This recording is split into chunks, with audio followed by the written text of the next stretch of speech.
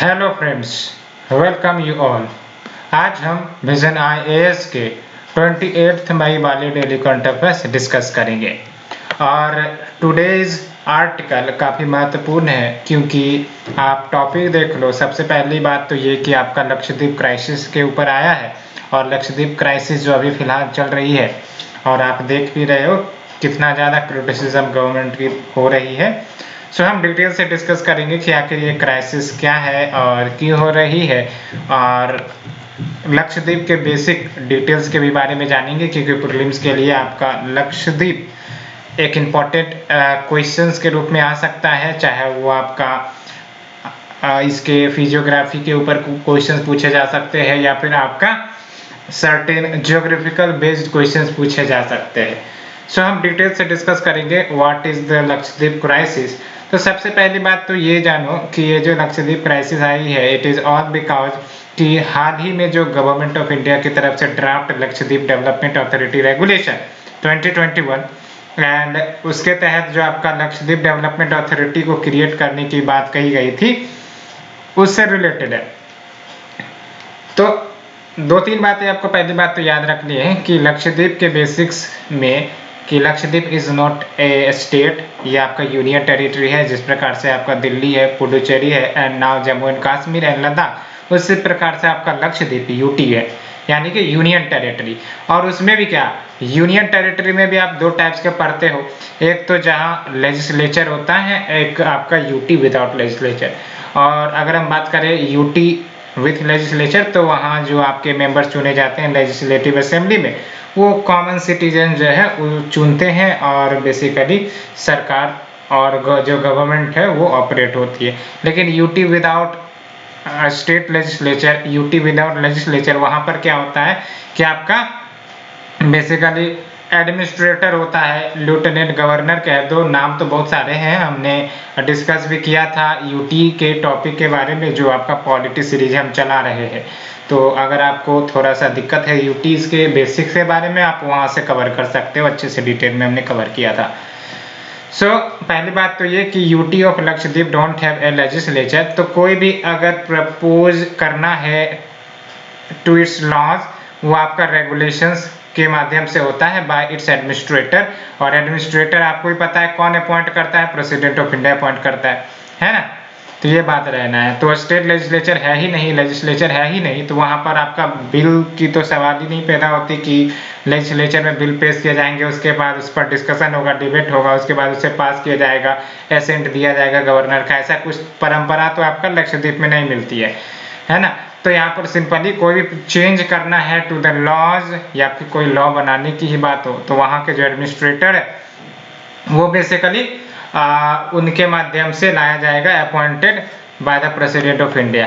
And कोई भी changes को इफेक्ट में लाना है तो होम मिनिस्ट्री की भी अप्रूवल चाहिए, है ना। होम मिनिस्ट्री क्या है, तो आपकी एडमिनिस्ट्रेटिंग मिनिस्ट्री है लक्षद्वीप के लिए, है ना। एडमिनिस्ट्रेटिंग मिनिस्ट्री आप सिंपली समझो तो एक प्रकार से एग्जीक्यूटिव हेड कह सकते हो, है ना। ये बातें आपको याद रखनी है। सो रेगुलेशंस के लिए we have the administrator which is appointed by the president, and जो आपका इफेक्ट में अगर लाना है, यानी कि कह सकते हैं एग्जीक्यूट करना है, तो आपका अप्रूवल ऑफ होम मिनिस्ट्री चाहिए, है ना, which is administrating ministry for Lakshadweep. Simply कह सकते हो कि एग्जीक्यूटिव हेड, सिंपली मतलब एग्जांपल के तौर पर एग्जीक्यूटिव हेड के रूप में ये काम करता होगा। एंड जो रिसेंट पॉलिसीज आई है वो कह सकते हैं is an attempt to develop island on the line of Maldives, है ना। जो मालदीव्स आइलैंड है वो भी आपका अरेबियन सी में ही है, और मालदीव्स आपको पता है टूरिज्म के मामले में काफ़ी ज़्यादा महत्वपूर्ण है, और काफ़ी ज़्यादा जो फॉरेन टूरिस्ट है वो यहाँ पर आते हैं और इनकी इकोनॉमी में कंट्रीब्यूट करते हैं। तो जो हाल ही में पॉलिसीज लाई गई, हमने इसके बारे में टॉक भी किया, ये है आपकी पॉलिसी। इसमें इस आइलैंड को इस वे में डेवलप करना है कि भाई साहब मालदीव्स के लाइन के आधार पर हो जाए, यानी कि आपका टूरिज्म को प्रमोट किया जाए। तो इसीलिए जो आपका बैकलैश देखने को मिल रहा है अगेंस्ट द एडमिनिस्ट्रेशन।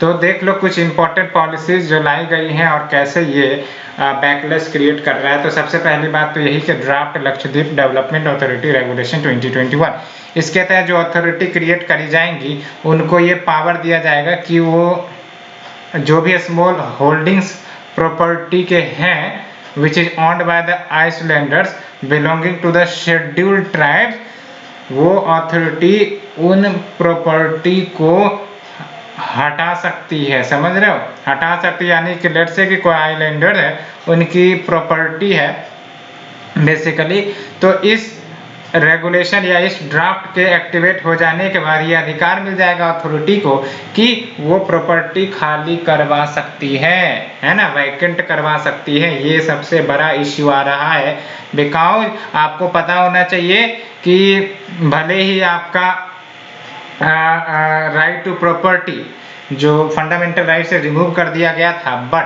कहीं ना कहीं शेड्यूल्ड ट्राइब्स के लिए स्पेशल प्रोटेक्शन है, उनकी लाइवलीहुड की सवाल हो जाती है। और अगर इस प्रकार से एक्शन लिया जाता है तो आर्टिकल 21 जो right to life of the constitution है उसको वायलेट करता है। एंड ऑल्सो जो कंस्ट्रक्शन एक्टिविटीज अलाउ करी जाएंगी वो फ्रेजाइल इकोसिस्टम को और ज़्यादा खतरा पहुंचा सकती है। तो ये बातें हैं। एंड जो दूसरा आपका पॉलिसी लाया गया है वो है आपका पंचायती रेगुलेशन 2021। इसके तहत उन सब को बार किया जाता है having 2 children from contesting local polls, यानी कि आप समझ लो यहाँ पर आपका चाइल्ड के ग्राउंड पर रेस्ट्रिक्ट किया जाएगा कि आप जो है वो लोकल पोल्स में इलेक्शन लड़ सकते हो या नहीं लड़ सकते। यानी कि अगर इफ़ यू हैव टू नहीं more than 2 children then you are not allowed to contest the local polls. ये रेगुलेशन लाने की बात करी गई थी।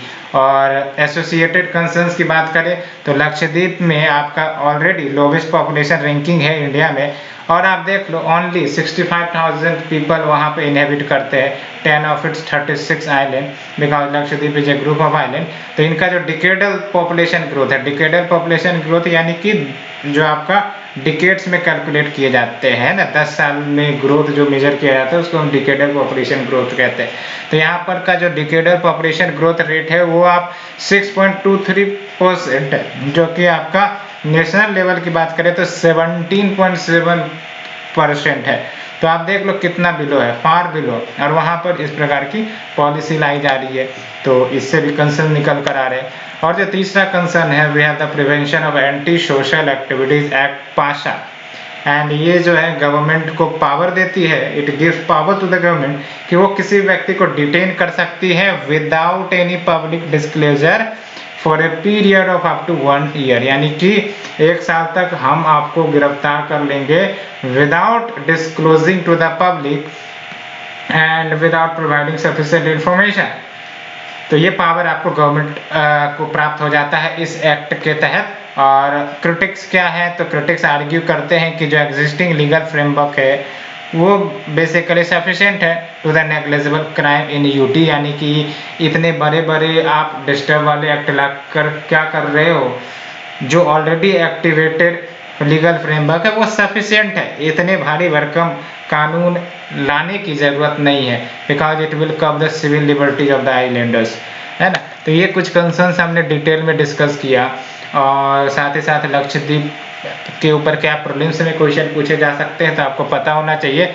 लक्षद्वीप में आपका एक चैनल के ऊपर क्वेश्चन आ सकता है कि लक्षद्वीप में आपको पता है ग्रुप ऑफ आइलैंड है ना, मिनिको आइलैंड के बारे में पूछा सुने होंगे आप, और सर्टेन अदर आइलैंड के बारे में पूछे होंगे, अमनदीवी आइलैंड्स ये सब है वहाँ पर, उसी के पार्ट है, लक्षद्वीप ग्रुप के ही पार्ट है। तो आपको पता होना चाहिए, जैसे आपका 10 डिग्री चैनल काफ़ी ज़्यादा न्यूज़ में रहता है, तो आप ऑक्सफोर्ड या कोई भी मैप की बुक है उसे खोल के देखिए कि 10 डिग्री चैनल किसको किसको डिवाइड करता है। और दूसरा इंपॉर्टेंट बात क्या, लक्षद्वीप कम्प्लीटली कोरल्स है, कोरल आइलैंड है। तीसरी इंपॉर्टेंट बात, क्या वहाँ कोई वोल्केनो है, अगर नहीं तो भारत का ओनली वोल्केनिक आइलैंड कहाँ है जो एक्टिव है ना। और ये सब आपको बेसिक बातें पता हो तो फिर कोई दिक्कत नहीं है, क्योंकि क्वेश्चन ऐसे पूछ लिए जाते हैं। हाँ, एक और क्वेश्चन पूछा जा सकता है कि लक्षद्वीप से नज़दीक कोई आपका पड़ोसी आइलैंड है तो वो कौन सा है, ऐसे क्वेश्चन भी पूछे जा सकते हैं। तो देख लेना, मालदीव्स है शायद, है ना, मालदीव्स है। So let's move to the next article. Arabian sea getting more cyclones, ये पोटेंशियल इकोनॉमिक क्राइसिस हो सकता है for the west coast. Definitely friends, इसमें तो कोई इलॉजिकल बात तो है नहीं, क्योंकि कोई भी नेचुरल डिजास्टर या एक्सट्रीम वेदर इवेंट आप इसे कह सकते हो, वो कहीं ना कहीं इकोनॉमिक क्राइसिस तो लेकर ही आता है, साथ ही साथ सोशल क्राइसिस भी कह सकते हो, है ना। लोगों का घर से बेघर हो जाना, उसके बाद जो भी प्रॉपर्टी है उसका नुकसान हो जाना, न जाने कितने नुकसान झेले जाते हैं, ये तो हम और आप महसूस भी नहीं कर सकते, ये तो वही महसूस करता होगा जो उस क्षण को बेसिकली देखा होगा, झेला होगा। सो आने वाले समय में इस प्रकार की जो एक्सट्रीम वेदर इवेंट है कम तो नहीं ही होने वाली, इतना तो श्योरिटी है। तो जब नहीं ही कम होने वाली है तो इसका मतलब क्राइसिस कम हो जाएंगे क्या? नहीं कम होंगी। तो जब क्राइसिस कम होंगी नहीं तो इसका मतलब डिस्टर्बेंसेस या इकोनॉमिक क्राइसिस वेस्ट कोस्ट में बढ़ते ही चले जाएंगे। वेस्ट कोस्ट में क्या, यहाँ पर आपका ईस्ट कोस्ट भी है। ईस्ट कोस्ट में तो और ज़्यादा फ्रीक्वेंट साइक्लोन्स आते हैं, और ईस्ट कोस्ट अभी हाल फिलहाल में दोनों कोस्ट में साइक्लोन आ चुकी है, आप देखते होंगे। ताकते एक साइक्लोन हमने डिस्कस किया था, दूसरा आई थिंक यास साइक्लोन जो अभी करंटली चल रहा है, तो इसके बारे में हम लोग डिस्कस किए थे। सो काफ़ी चिंताजनक बात है, क्योंकि भारत कहीं ना कहीं दोनों तरफ से सी से घिरा हुआ है, और एक तरफ अरेबियन सी है, दूसरी तरफ बे ऑफ बंगाल है, दोनों कहीं ना कहीं पोटेंशियल रखता है साइक्लोन्स को जन्म देने में, और कहीं ना कहीं हमें रिजिलेंस को बढ़ावा देना ही पड़ेगा, क्योंकि resilience is the one of the solution and others are well, हम डिस्कस करेंगे। सो अगर बेसिक की बात करें तो देख लो, decade wise analysis of IMD data, it shows कि जो बे ऑफ बंगाल है has more cyclones than the Arabian sea in every decade since 1891 से 1900। तो ये डाटा आपने ही पढ़ा होगा, आपने भी लॉजिकली पढ़ा होगा, क्वेश्चन भी सॉल्व किए होंगे, है ना, कि भाई साहब बे ऑफ बंगाल में ज़्यादा संख्या में साइक्लोन आते हैं as compare to the Arabian sea. लेकिन Arabian sea had 17 cyclonic events between 2011 से 20, which is highest in a decade since 1890। समझ में आ रहा है? मतलब 2011 से 2020 के पीरियड से पहले के डिकेडल पीरियड को देखें तो सबसे ज़्यादा संख्या में जो आपका अरेबियन सी में साइक्लोन आया है वो 2011 से 2020 के पीरियड में आया है, जो आपका लेटेस्ट पीरियड है। And 11 out of these were severe cyclones. और दूसरी इंपॉर्टेंट बात क्या, आया तो आया, चलो ठीक बात है, लेकिन सेवियर साइक्लोन है, severe cyclone. I think Tauktae तो आपका वेरी सेवियर में कन्वर्ट हो चुका था, है ना। तो सेवियर और वेरी सेवियर काफ़ी ज़्यादा खतरनाक होते हैं, और आप ये देख लो कि 11 बेसिकली 17 में से 11 जो है सीवियर साइक्लोन्स के रूप में तब्दील हुए थे। एंड अनदर नोटिंग फीचर वो है आपका rapid intensification of recent cyclones, यानी कि पहले अगर देखा जाए साइक्लोन्स का एक पीरियड होता है बनने में, है ना। पहले वो लो प्रेशर डिप्रेशन बनता है, उसके बाद धीरे धीरे वो लो प्रेशर सिस्टम जो है वो आपका और ज़्यादा मजबूत होते रहता है ना, और ज़्यादा विशाल होते रहता है, और कुछ समय यानी कि आपका सप्ताह 3-4 दिन के बाद वो इंटेंसिफिकेशन हो जाता है, और इंटेंसिफिकेशन के कारण वो फिर आपका जो भी है वो मूव करता है toward the coast, and ultimately जो भी रेन है वो चारों तरफ से खींचता है, सर्कुलेटरी मोशन भी करता है under the influence of Coriolis force, and ultimately causes wind, heavy wind and rainfall तो है ही अलोंग विद थंडरस्टॉर्म्स। तो ये सब इफेक्ट आपको देखने को मिलते होंगे। बट ये जरूर याद रखना है कि अब क्या हो रहा है कि पहले अगर 5 दिन में इंटेंसिफिकेशन होता था तो आप 2-3 इस प्रकार से, यानी कि कम दिनों में ही इंटेंसिफिकेशन हो जा रहे हैं। समझ में आ रहा है? ये दिक्कतें वाली बात है। तो कहीं ना कहीं कह सकते हो कि जो आपके नेशनल डिजास्टर टीम्स हैं उन सबको भी कम मौका मिलेगा फॉर द प्रिपेयर्डनेस, ये एक डिस्टर्ब करने वाली बात है, और आगे भी हम देखेंगे, है ना। तो giving the less time for advance preparation, जैसे आप सुनामी के बारे में पढ़ते हैं, सुनामी तो और भी ज़्यादा कम मौके देते हैं, क्योंकि पता ही नहीं चल पाता कि भाई साहब कब आपका अर्थक्वेक आएगा और कब सुनामी जो है वो जनरेट हो सकती है। तो ये तो और ज़्यादा टाइम देता है, कम टाइम देता है, तो इसलिए प्रिपेयर्डनेस में दिक्कतें आ जाती। और अगर यही रैपिड इंटेंसिफिकेशन होती चली गई तो टाइम की आप समझ सकते हो कितना कम मिलेगा आपके टीम्स को, और एडवांस प्रिपरेशन करने में दिक्कतें आ सकती है। और अगर हम बात करें economic impact of increased instances of cyclones on the western coast, तो क्या इकोनॉमिक इम्पैक्ट हो सकते हैं? तो Centre for Monitoring Indian Economy CMIE database के अनुसार states on India's western coast, यानी कि वैसे देश नहीं, वैसे राज्य जो भारत के वेस्टर्न तट पर मौजूद है, they contribute 35% to the country's GDP in 2018-19, जबकि states on the eastern coast contribute 21%।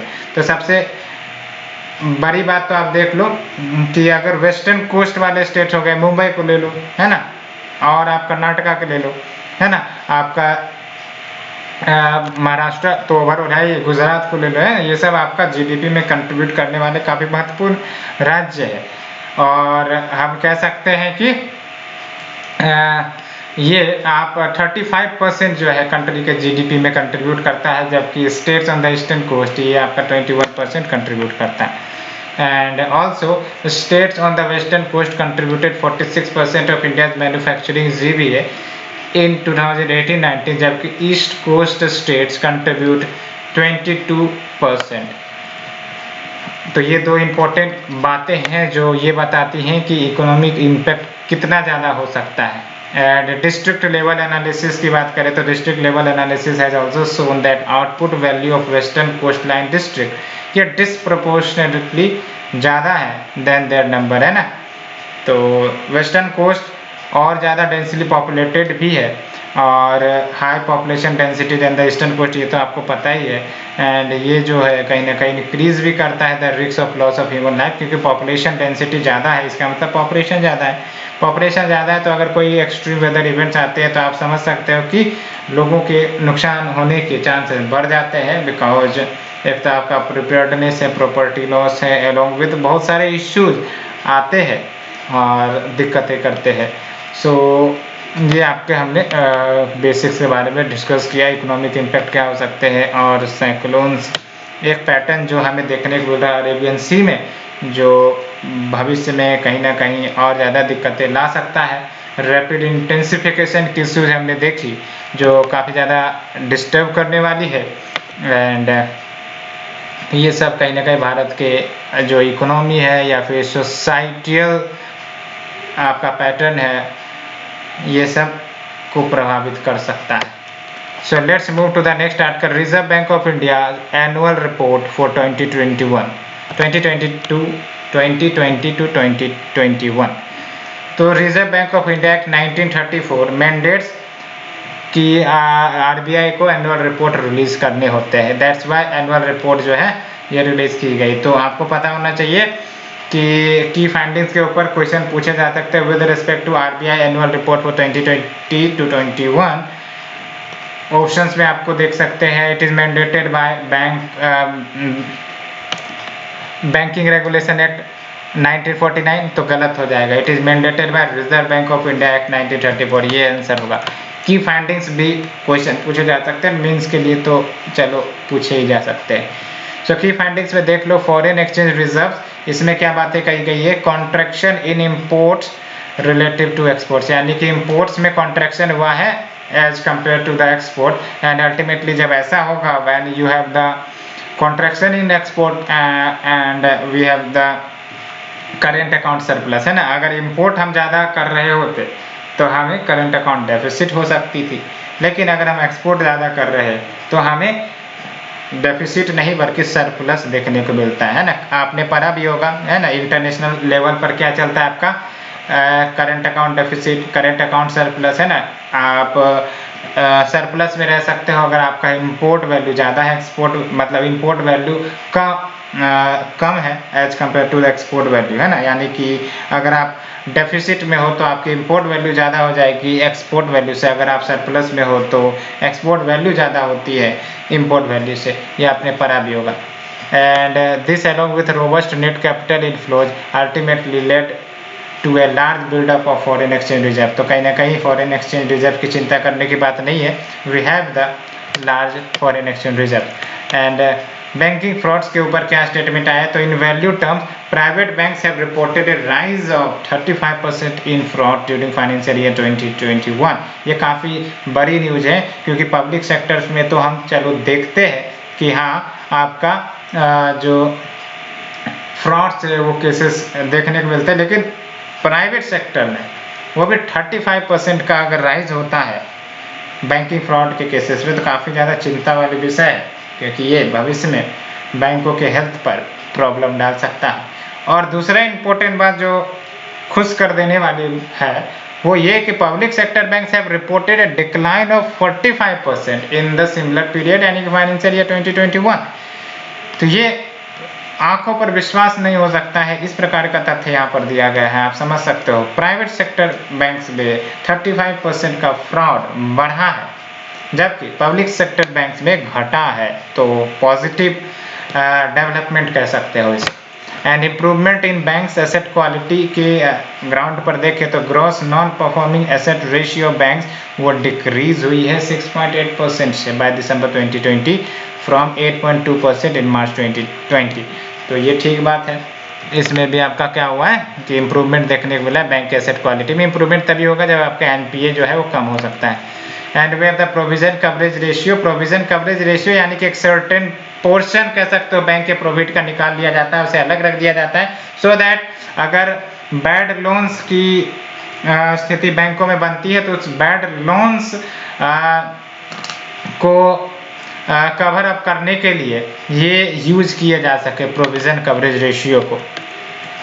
And projections की बात करें तो देख लो इम्पैक्ट ऑफ कोविड-19 के ऊपर प्रोजेक्शंस लगाए गए थे। बोला गया losses in terms of life, employment and output ये लॉन्ग लास्टिंग हो सकते हैं और ये एडवर्स हो सकते हैं। इन्फ्लेशन की बात करें, इन्फ्लेशन मतलब आपको पता है महंगाई होता है। And inflation from the pulses and edible oils ये भी कंटिन्यू रह सकते हैं in view of supply demand imbalance. And we have the risk of bubble in stock market, है ना। और ये क्यों हो सकता है? Record high surge in India's equity prices, है ना, in context of estimated 8% contraction in GDP 2020 to 21, क्योंकि आपको पता है फिलहाल तो जीडीपी कंट्रैक्शन जो है उसका फेज चल रहा है। तो ये बातें है ना। और आने वाले समय में डेफिनेटली जो ग्रोथ है वो बढ़ेंगे। सो ये कुछ बातें हमने डिस्कस की है। प्रीलिम्स के लिए हमने आपको बता दिया है कि क्या क्वेश्चंस पूछे जा सकते हैं और कुछ इंपॉर्टेंट फैक्ट आपको मेंस के लिए काफ़ी महत्वपूर्ण है। इन सब फैक्ट्स को छोड़ा नहीं जा सकता। बैंकिंग फ्रॉड के केसेस पब्लिक सेक्टर बैंक में, समझ रहे हो, ये सब आपको याद रखने। ये सब स्टेटमेंट डालने के बाद तो राइटर जो चेक करने वाला खुशी हो जाए। Improvement in bank asset quality, ये सब बातें। So let's move to the next article, national digital health mission NDHM. National digital health mission, इसके बारे में बात करें तो ये तो बहुत पहले ही लॉन्च करी गई थी अप्रॉक्स, और हम देखेंगे इसको डिटेल में। लेकिन अभी क्या स्टेटस है इसकी?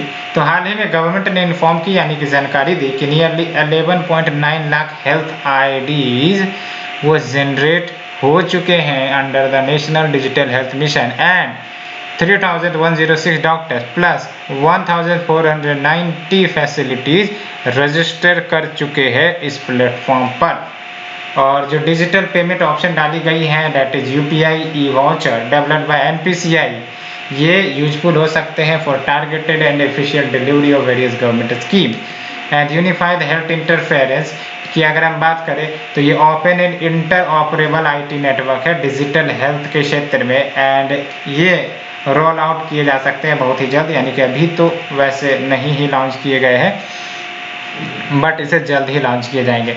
तो अगर हम बात करें नेशनल डिजिटल हेल्थ मिशन की, तो ये नेशनल हेल्थ पॉलिसी 2017 से निकल कर आता है, यानी कि NHP 2017 में ये इस प्रकार की बातें कही गई थी। एंड ये जो नेशनल डिजिटल हेल्थ मिशन है it intends to digitise the health care system in India, है ना। भारत में जो हेल्थ केयर सिस्टम है उसको डिजिटल लेवल पर लेकर जाया जाए। और डिजिटल लेवल पर लेकर जाने का मतलब है जो एग्जिस्टिंग गैप है amongst the different stakeholder, जैसे आपका पेशेंट डॉक्टर्स का आपका गैप आ जाता है, रूरल अर्बन डॉक्टर्स अवेलेबिलिटी का गैप आ जाता है ना, सजेशंस के गैप आ जाते हैं। तो इस प्रकार की जो गैप है उस गैप को भरने के लिए कहीं ना कहीं ये सिस्टम काफ़ी महत्वपूर्ण होने वाली है।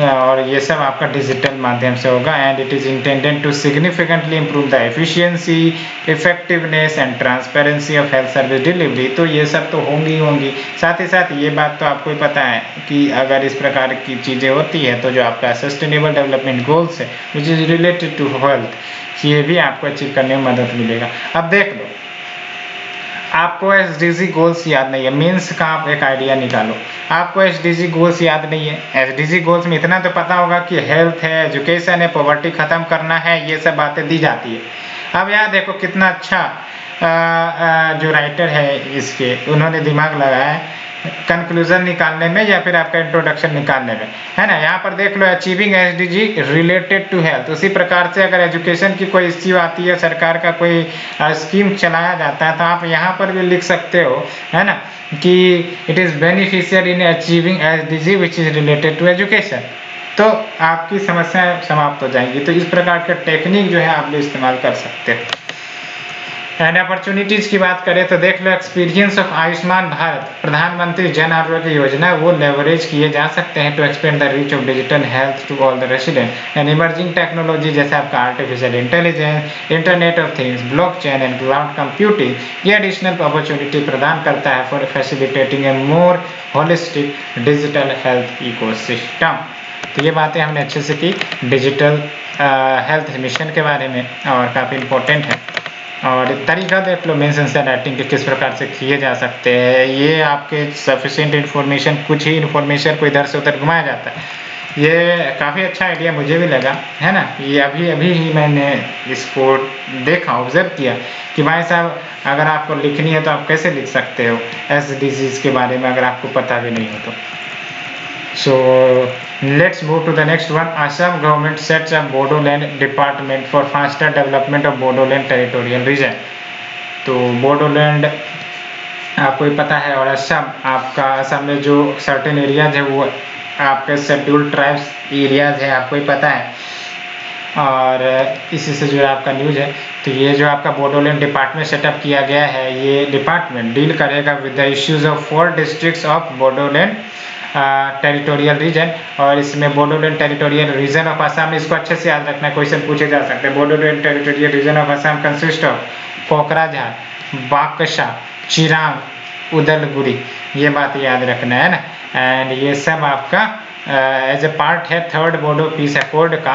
एंड अगर हम बात करें थर्ड बोडो पीस अकॉर्ड की, तो ये ट्रीपार्टाइट यानी कि 3 पार्टियां इस एग्रीमेंट में शामिल थी, 2020 में साइन हुई थी। और इसमें एक पार्टी है सेंटर, दूसरा पार्टी असम गवर्नमेंट, और तीसरा है banned Assam based insurgent group that is national democratic front of Bodoland. इन तीनों के बीच आपका ट्रीपार्टाइट एग्रीमेंट हुआ था। एंड इसमें हुआ क्या था, तो बोडोलैंड टेरिटोरियल एरियाज डिस्ट्रिक्ट को बोडोलैंड टेरिटोरियल रीजन के रूप में परिवर्तित किया गया था, जिसमें more executive power, administrative, legislative and financial power दिए गए थे। एंड अगर हम बात करें BTAD की, तो इसे एडमिनिस्टर करी जाती है बोडोलैंड टेरिटोरियल काउंसिल के द्वारा। And it functions under the provision of 6th schedule of the constitution of India. However code also said कि जो कमीशन है वो कंस्टिट्यूट करी जाएंगे सेंट्रल गवर्नमेंट के द्वारा for the demarcation and reorganisation of BTR। And Bodoland की बेसिक की बात करें तो ये आपका स्टेट है demanded by tribal community called Bodos in Assam, जिसमें आपका 5 से 6% ऑफ द स्टेट पॉपुलेशन आ जाती है। And demand for a separate state for Bodos वो आपके क्यों किए जाते हैं, तो एडमिनिस्ट्रेटिव एंड डेवलपमेंट एपैथी कह सकते हैं state of Assam, and feeling that identity, culture, language of Bodo people वो सब्ज्यूम हो जाएंगे असमीज और माइग्रेंट्स के साथ। इसलिए हमें भाई साहब अलग टेरिटोरियल रीजन चाहिए, हमें अपनी कल्चरल आइडेंटिटी जो हमारे fundamental rights and special rights में दिए गए हैं वो हमें मौजूद रहे। और देख लो असम की बात करें तो यहाँ पर आपका ये ब्रह्मपुत्र रिवर है, सारे के सारे जो 4 हैं, चारों के चारे नॉर्थ ब्रह्मपुत्र रिवर के हैं, ये भी पता होने चाहिए कौन कौन से हैं। और ईस्ट वेस्ट भी पता होना चाहिए। ईस्ट में आपका वेस्ट से शुरू करें तो कोकराझार है, उसके बाद चिरांग है, उसके बाद बकाशा है, उसके बाद उदलगुरी है। ये आपको वेस्ट टू ईस्ट पैटर्न भी पता होने चाहिए। नॉर्थ ब्रह्मपुत्र है वो भी पता होनी चाहिए। साथ ही साथ आपका ये असम है ये पता होनी चाहिए। और असम से जुड़ा जो आपका मैपिंग है वो पता होना चाहिए, कौन कौन से नेशनल एंड इंटरनेशनल बाउंड्री के साथ ये शेयर करता है, यानी कि स्टेट कौन से और इंटरनेशनल स्टेट्स कौन से है, ये पता होने चाहिए, सो दैट कोई भी क्वेश्चन आए असम के बारे में वो खत्म हो जाए। So also in news, shorter news की बात करते हैं, AYUSH clinical case repository portal. तो ये जो CCR पोर्टल है and the third version of AYUSH Sanjeevani app, ये रिसेंटली लॉन्च करी गई है मिनिस्ट्री ऑफ आयुष के द्वारा।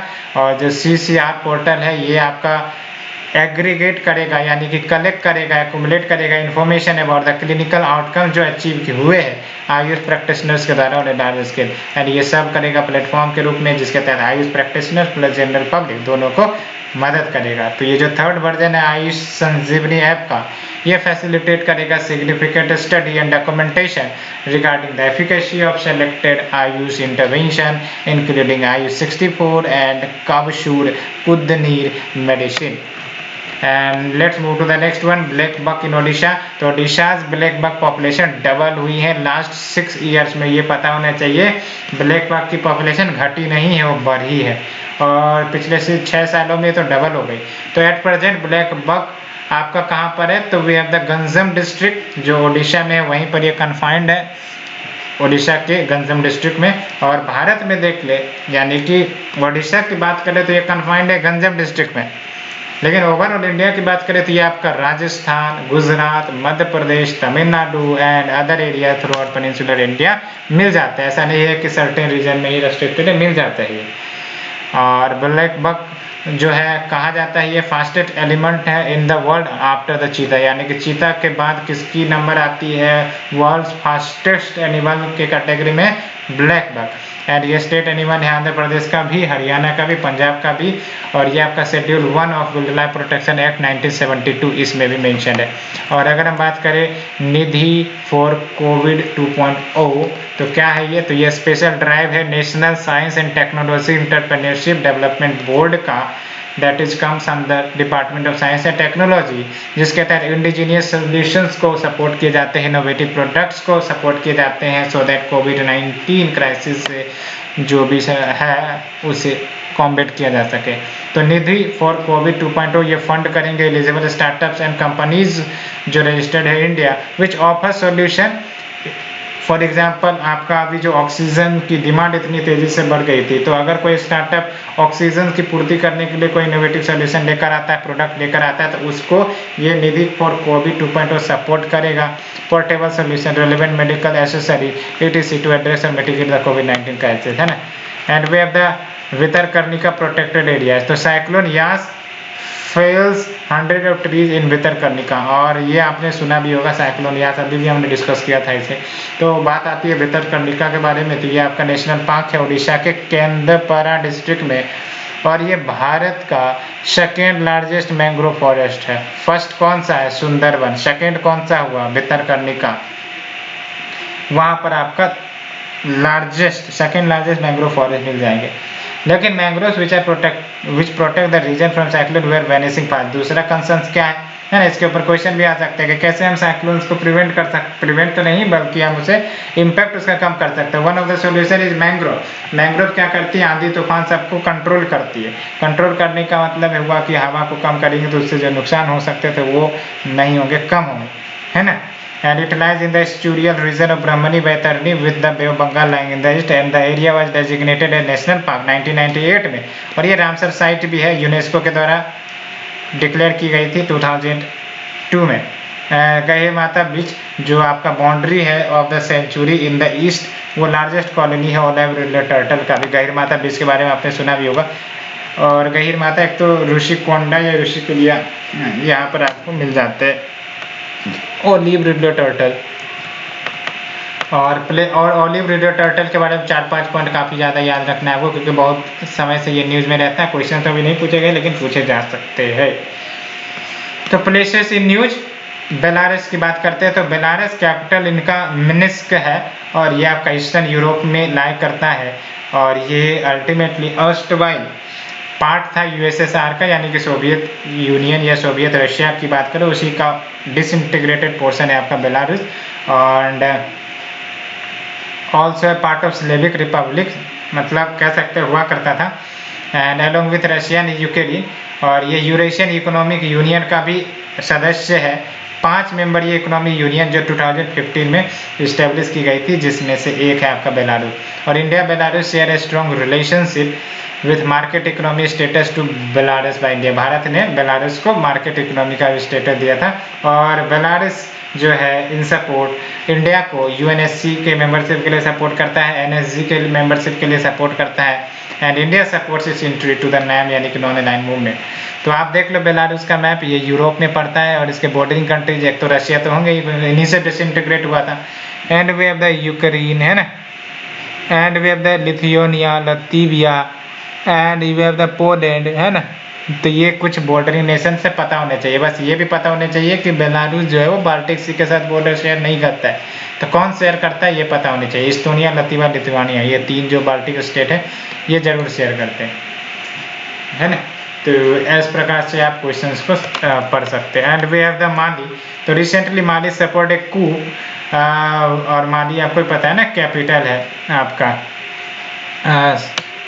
मालदीव्स का, तो नहीं ये सॉरी गलत है, माली बेसिकली आपका वेस्टर्न अफ्रीकन नेशन है, इसका कैपिटल बमाको है और mostly lie in the Saharan and Sahelian region. आप मैप देख लेना, साउथ अफ्रीका की मैप जो है इस प्रकार से है और यहाँ आपका माली देखने को मिलेगा, तो आप देख लेना, है ना। सो अगर हम बात करें न्यूज़ क्यों रही है, तो recently Mali support a coup when its transitional president and prime minister arrest कर ली गई थी मिलिट्री के द्वारा। तो माली वेस्टर्न अफ्रीकन नेशन है, कैपिटल जो है आपका बमाको है और बमाको कन्वेंशन भी आपने सुना होगा। क्या है बमाको कन्वेंशन, आप हमें बताना। Mostly lying in the Saharan and Sahelian region and it is drained by Niger river which is third largest river of Africa after Nile and Congo. तो नाइल, उसके बाद कोंगो, उसके बाद आपका जो नाइजर रिवर है, ये तीन इंपॉर्टेंट रिवर है अफ्रीका के। और the next one is तिग्रे। तिग्रे basically europaea में पड़ता है, ये देख लो, ये यूथोपिया हुआ ना, यूथोपिया उसी का एक एसोसिएटेड रीजन है आपका तिग्रे, है ना। और देख लो न्यूज़ में इसलिए ये भी कहा increased atrocities from Ethiopia in the Tigray region. US ने रेस्ट्रिक्शंस लगा दिए हैं on the economic and security assistance to Ethiopia. और टिग्रे जो है ये आपका यूथोपियन बॉर्डर में लाई करता है विद यूरेटेरिया, ये है, ये आपका यूरेटेरिया है और यहाँ तिग्रे है। और ऑफिशियली ये इथोपिया का पार्ट है, लेकिन कहीं ना कहीं ये यूथोपिया के जो गवर्नमेंट है कहीं ना कहीं ये वायलेंस का झेलना पड़ता है। देख लो सफर्स वायलेंस फॉर लॉन्ग, तो ये है, तो दिक्कतें है, सोशल अनरेस्ट कह सकते हो। और देख लो यूथोपियन टिग्रे, तो ये आपका एक बार क्लियर से मैप देख लो यहाँ पर, तो ये आपका टिग्रे हो गया और ये आपका इरिट्रिया बॉर्डरिंग नेशन है, सूडान है, साउथ सूडान है, यूथोपिया हो गया और इसका कैपिटल अदीस अबाबा हो गया, है ना। तो ये थी फ्रेंड्स हमारी आज की डिस्कशन, होप आप लोगों को पसंद आई होगी। अगर पसंद आ रही है तो प्लीज़ लाइक शेयर सब्सक्राइब जरूर करें। Thank you very much.